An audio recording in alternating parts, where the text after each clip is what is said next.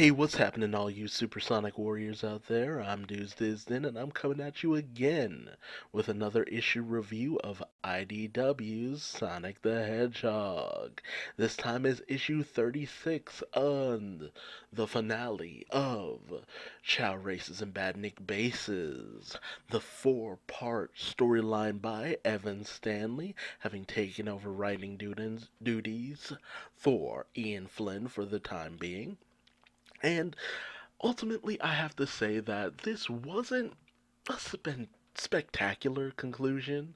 It was still good. Lots of nice moments here and there, but at the same time, it feels more like it's set up to lead into something even greater because it ties very much into the miniseries of Bad Guys, which I reviewed as well on my channel. Feel free to look those up as well, see what was going on. But we come to find out that Dr. Starline has created this thing called the Tricore, which we saw him create over in Sonic the Hedgehog Bad Guys, and it gives him various abilities of speed, flight, and power. It's all the power ups from the Sonic Heroes game that you could collect and gain more abilities and all that good stuff. And so he's kidnapped Tails for something we're not privy to. And he hypnotized Rouge in order to do it because his glove has that ability as well. This guy's a tricky guy.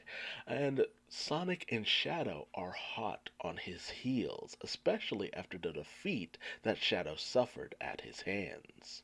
And so we pick up with Starline having set off an avalanche, giving Sonic an ultimatum: save the people from the avalanche or rescue Tails.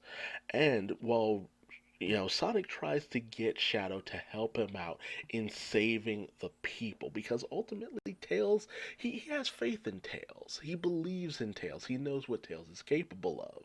So even if Tails ends up being kidnapped and taken away, he should be able to handle himself at least until Sonic's able to get back and help him out. But he needs help saving the lodge, and he asks Shadow. But Shadow is too intent on taking down Starline after the defeat he suffered. With Tails being like, look, Sonic, you do your thing, you know, do what you can, we'll manage here, because he knows that arguing with Shadow isn't going to get anything done. So Sonic races off one way, Shadow races off the other, completely passing up Tails and Rouge. He's got that single-minded Vegeta mode going on, and that just seems to be the way that Sega wants him written. Ian had to do it, Evan had to do it. If you were writing for this series, you'd have to do it as well. Sega just is intent on having Shadow written to be a jerk, honestly. But Rouge had managed to free herself by a piece of the, train car, roller coaster car that was sticking out. So she was able to free herself. She tells Tails to free himself, and she initiates a protocol for Omega, which is basically just a siren going off, which takes Starline off guard and causes him to plummet downward. But this actually gives him a chance to escape, much to the dismay of Shadow, who really wants his vengeance. But Rouge takes a moment to talk to him and tell him, look, help us save the people. Help Sonic save the people. Do you really want to just live with people dying on your conscience, which again feels like something you shouldn't have to tell Shadow about. That was his character arc, literally from Sonic Adventure 2. That was literally his character arc. And not just that, in Shadow the Hedgehog too, saving people, that was supposed to be his deal. But nope, they just put him in this single-minded, jerkish nature, and that's not what people cling to this character for. To go on a bit of a tirade, Shadow's character shouldn't just be one of vengeance. Oh, I got slighted, I have to, get my honor back, my pride, like that. No, no. Yeah, he's vain, calling himself the ultimate life form, but what we liked about Shadow wasn't those elements, it's the fact that he could grow beyond those elements. That was his story arc. He felt like a fleshed out character. And you've basically kind of thrown all of that out. I don't understand where Sega wants this character to go because they don't seem to want him to grow and develop. Or even with the development that he did have, they just don't want to acknowledge any of that, which makes no sense. Sonic Adventure 2 was literally a great game that a lot of people love. It was the introduction of Shadow, it's why he was popular. And if you're not even going to acknowledge the character development from that, what's the point of having the character in general? Okay, tirade over. Sorry you had to witness my rage, but let's move forward. Amy is still tangling with the robotic polar bear. She is having a tough time with this thing. Whereas Gemerald, he is getting blasted because of the fact that he was damaged from the metal virus arc. He's still in very rough shape. So he's not really able to, defend himself the way he should be, despite Cream's pleas. And as Belle, the wooden robot that Sonic and Tails found in an Eggman base while trying to get coding in order to repair Omega and Gemerald and all that good stuff, blah yada yada yada, blah blah blah. She's there with her ability to tinker, and she's trying to pick the locks, while Cream begs all of the Chao that were locked up by Clutch, who was a professional Chao racer who, treated Chao very badly. She tries to convince them that if we get you out of here, please help us fight the good fight. And we have this nice little moment between the Dark Chao and Cheese. Very cute. So Belle is able to get all the locks off. The Chao come to the rescue, help battle against the various robots. Gemerald, we have this cute little moment between Gemerald and Cream where she's just like, look, I want you to be okay. We should protect each other, not just, one single-minded protection. So it's very nice. But with a little help from the Chao and Gemerald, Amy is able to get in the finishing blow on the robot. However, in comes Omega, Rouge, and Tails, telling them that we need to get the people out of here, out of the chateau. They're in danger. Grab the E100 series parts. There is an avalanche on the way. Meanwhile, Sonic ends up meeting up with Shadow, and they cut down some trees in order to block off the path of the avalanche. Unfortunately, this doesn't work, and the avalanche continues careening down. Meanwhile, Amy convinces Omochao to get all of the Patrons to safety, whereas Starline, no, he is very intent on getting Tails. We still don't know why, but he really wants Tails. So Starline ends up doing battle with both Rouge and Amy, trying to take them down to get his prize of Tails. And he does manage to get the upper hand on them, if only just briefly. But thanks to that weird tick that Belle has, where if you pull on her tail, she just starts a kicking, she starts to buck, which it feels like a very problematic ability, I must say, especially when it's someone else doing it. But because of that, Starline is booped in the snoot and he's taken aback while everybody runs away quickly, leaving Starline to wonder, oh, right, the avalanche that I set off.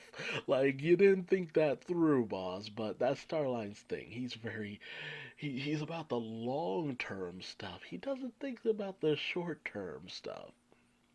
But he ends up buried in the avalanche, but the rest of the Patreons are, well, a-okay. And Sonic and Shadow are good as well because hedgehogs are burrowing mammals. Burrow through an avalanche. Although it shouldn't quite work that way, but whatever. And Sonic is told about how Belle really came through in freeing the Chao as well as helping out with Starline. And Sonic actually apologizes for all the mean things he kind of directed towards her up until that point, with Tails even inviting Belle to help out at his workshop, giving her a place to basically belong.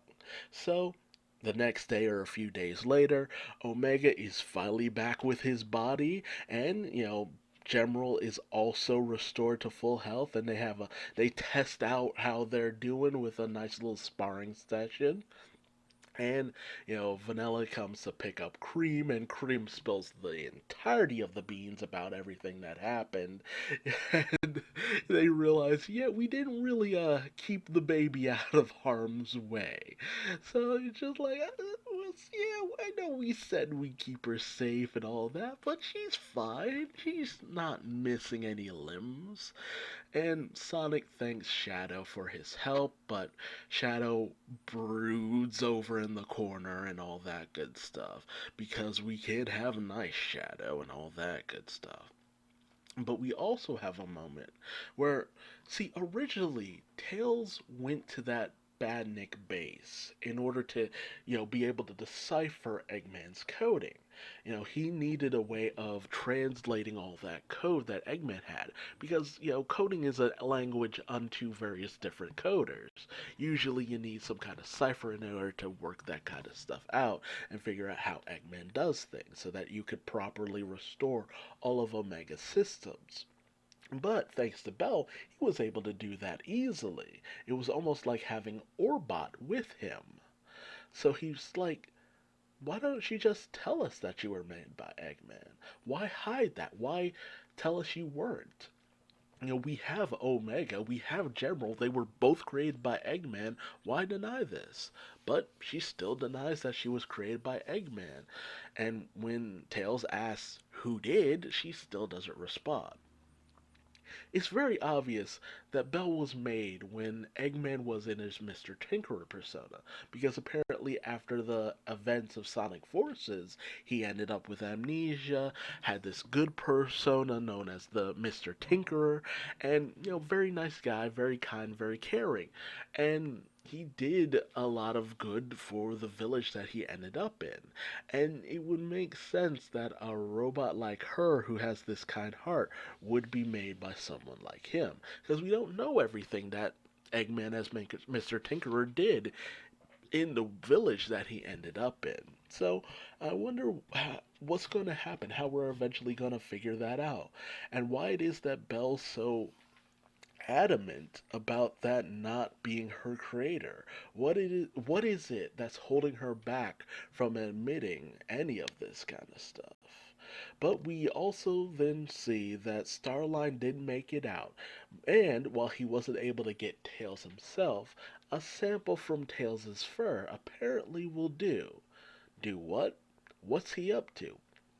He has these two tanks that we've seen in the Bad Guy series in his laboratory and here. And it's very hard to tell where we're going with this. What is he trying to create? And apparently, it's a bio-engineered creature. What kind of creature? And is it because of Tails' genius that he's after? Does he have something like that made for Eggman as well? Is he trying to create his own compatriots? We're leading into something with Starline, and I'm very interested to see what it is. But again, it's setup. That's what we end on, setup. That's what kind of holds this storyline back from being something great to me. It's a good bridge, if nothing else, but it's not great. But tell me your thoughts in the comment section below. What do you think Starlight is creating? Possible colleagues that he could work with? Is that what he's after? Since Eggman wasn't willing to work with him? Is that why he's getting the DNA of someone intelligent as well? Or does he have something else in mind? Something more destructive? And what is Belle running from? Why hide who created her? Because, again, Omega. It's not like anyone looks down on him for being an Eggman creation. Or is she just that bitter about the true identity of her creator? Tell me your thoughts in the comment section below. If you liked this video, leave me a like. If you didn't, feel free to leave me a dislike. Subscribe and hit the bell icon. That way you never miss out on another Sonic the Hedgehog issue review. And until then, I hope you have a wonderful day, and I will see you next time. Bye-bye.